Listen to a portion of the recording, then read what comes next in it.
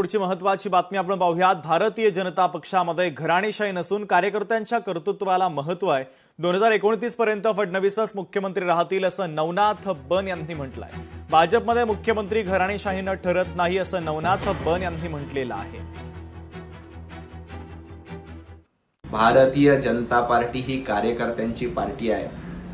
तुमच्यासारखं घराणेशाही, तुमच्यासारखं उद्धवजी ठाकरे, आदित्य ठाकरे, मग आदित्य ठाकरे झाले की तेजस ठाकरे, असं भारतीय जनता पार्टीमध्ये ठरत नाही। आणि 2029 पर्यंत देवेंद्रजी फडणवीसच मुख्यमंत्री राहणार हे संजय राऊतांनी लक्षात ठेवावं।